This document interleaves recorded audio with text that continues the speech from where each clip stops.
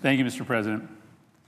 Thank the leader for his remarks, especially with respect to the new edition of the health care bill. It's a disaster for Americans.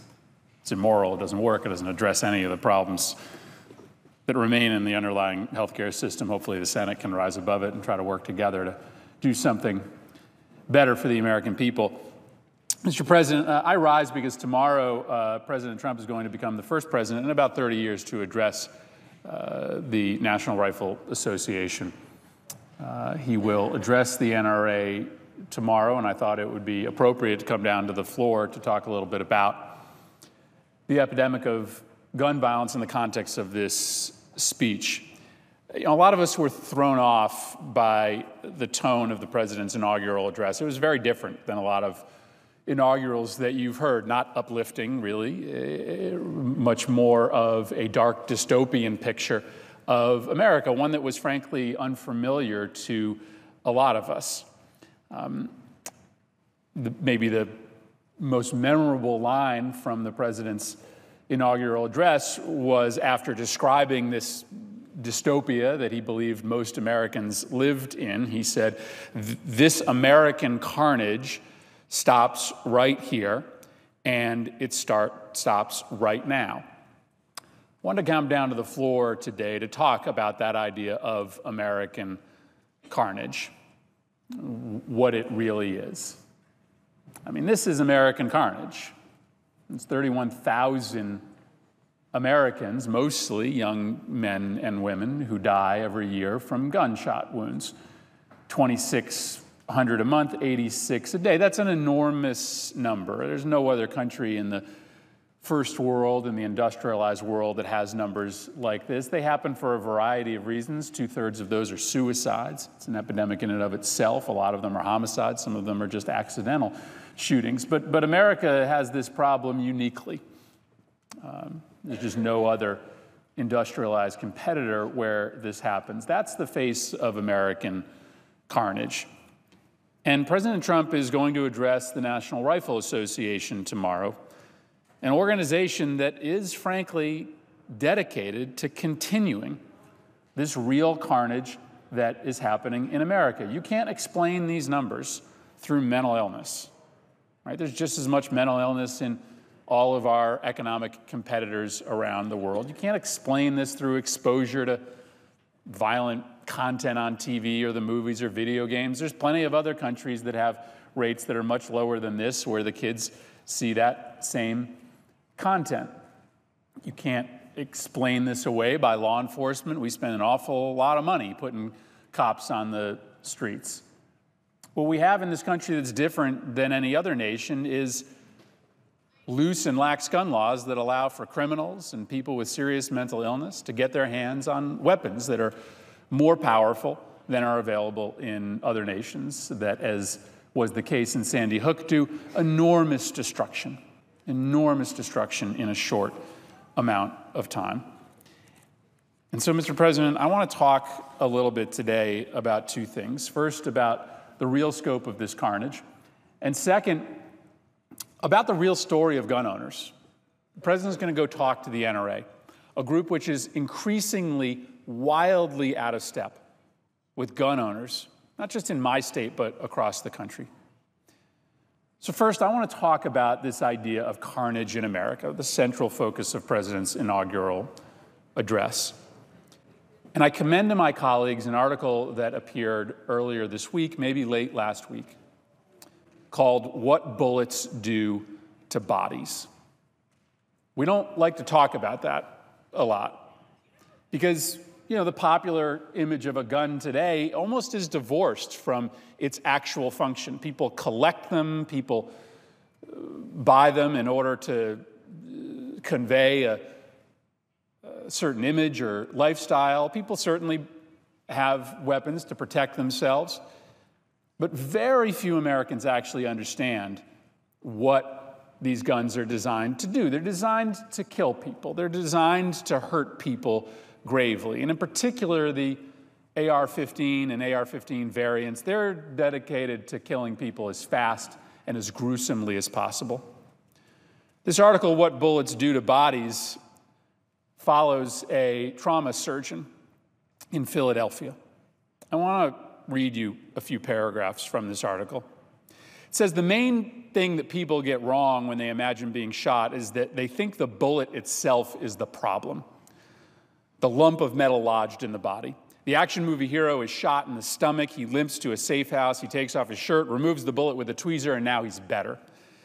This is not trauma surgery. Trauma surgery is about fixing the damage the bullet causes as it rips through the muscle and vessel and organ and bone. The bullet can stay in the body just fine, but the bleeding has to be contained, even if the patient is awake and screaming because a tube has just been pushed into his chest cavity through a deep incision without the aid of general anesthesia. There's no time. The patient gets an injection of lidocaine. And if the heart has stopped, it must be restarted before the brain dies of a lack of oxygen. It's not a gentle process. Some of the surgeon's tools look like things you'd buy at Home Depot. In especially serious cases, 70 times just at Temple University Trauma Center last year, the surgeons will crack a chest right there in the trauma area. The technical name is a thoracotomy.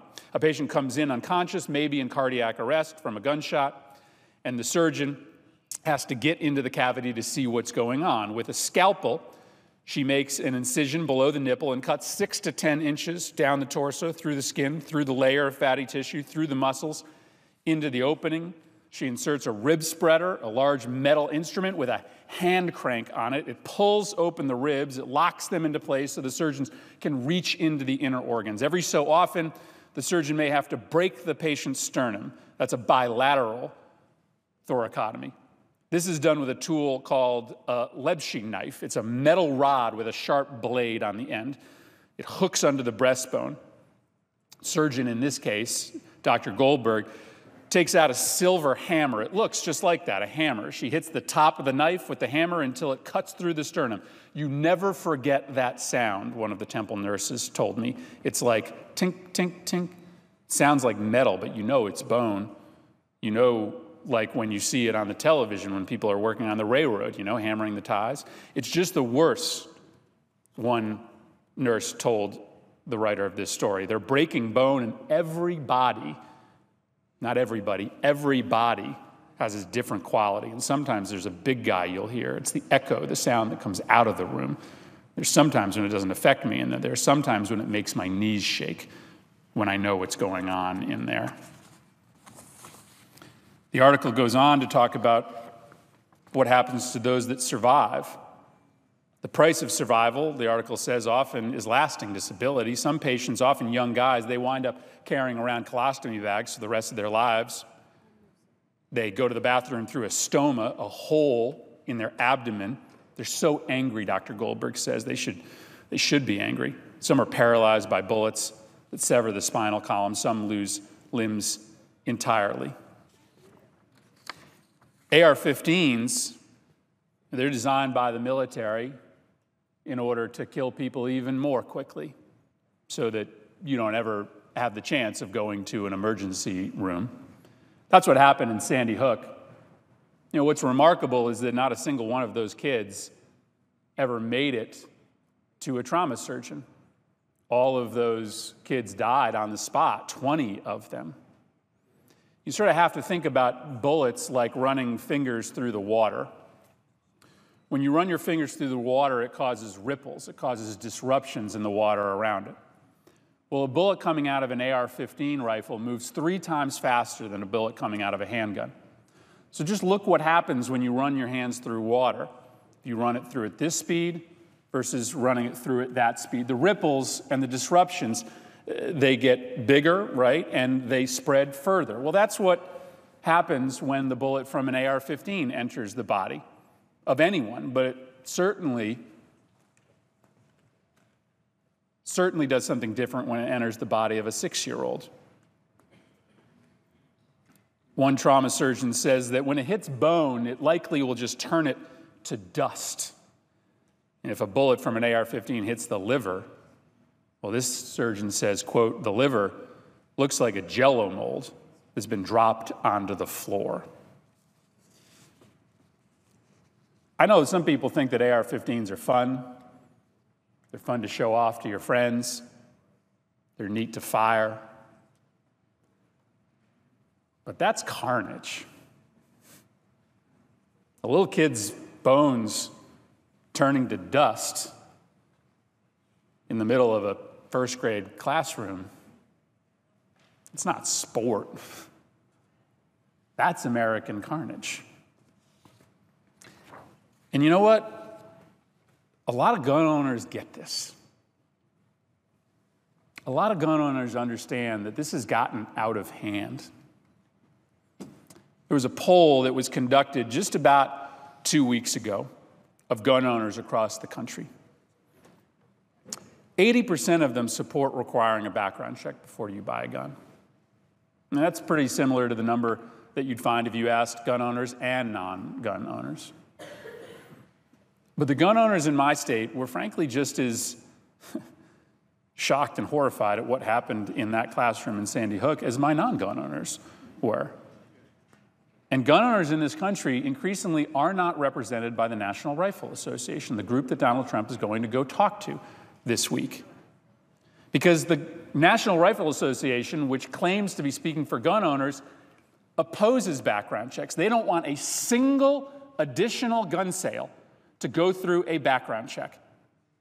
They are just fine with the fact that almost half of all gun sales in this country occur without a background check, meaning that criminals and people with serious mental illness can get a gun so easily in this country that they don't even have to make much of an effort. 86% of gun owners in this poll support prohibiting anyone who's convicted of stalking or domestic abuse from buying a gun. The NRA opposes that. 85% of gun owners support prohibiting those that are on the federal terror watch list or no-fly list from buying a gun. The NRA opposes that. 88% of gun owners believe that you should have a permit to carry a concealed handgun in a public place. The NRA opposes that. And so it's no secret that 67% of gun owners feel that the NRA used to be an organization dedicated to gun safety, but it has been overtaken by lobbyists. 50% of gun owners feel that the NRA does not represent their interests. So when President Trump goes to talk to the NRA tomorrow, I hope he understands that they are not advocating for the views of gun owners in my state. They are not advocating for the gun owners in most all of your states. They are a radical political organization. And they have to start answering for why they don't square with the views of gun owners. Finally, Mr. President, here's the story of American carnage. Keon Huff Jr. was 15 years old when he was shot on March 17th of this year in Hartford, Connecticut. Here's what Keon said to one of his mentors in the North End of Hartford. He said, "I'm either going to go on to college and play basketball or I'm going to die on the street." Can you imagine that there are kids who think that in this country? Can you imagine that there are kids in this country who think that their choices are to go play basketball in college or to die on the streets of Connecticut? Most Americans can't imagine a little kid saying that, but Keon thought that, and he was right. Because he was a great basketball player. He lived at the North End YMCA. He devoted all of his energy to basketball. He wanted to be the next Michael Jordan. If you told him otherwise, he just didn't want to hear it. He was committed to playing basketball in college. But it was the other one that got him. He died in the hallway of his apartment complex when he was shot in the head on Friday, March 17th. He died on the streets of Hartford. He didn't end up going to college to play basketball, and he's just one of 2,600 a month that die from guns, 31,000 a year, 86 a day. A lot of gun owners in this country get that. They understand the flow of illegal weapons into our streets. They understand that there are some weapons out there that are way too powerful, that do those terrible things to bodies when the bullets enter. And when Donald Trump talks to the NRA, I hope he takes them on and asks why they refuse to stand up for policies that will end this American carnage that the president talked about in his speech, and why they won't start actually representing the views of American gun owners. I yield the floor.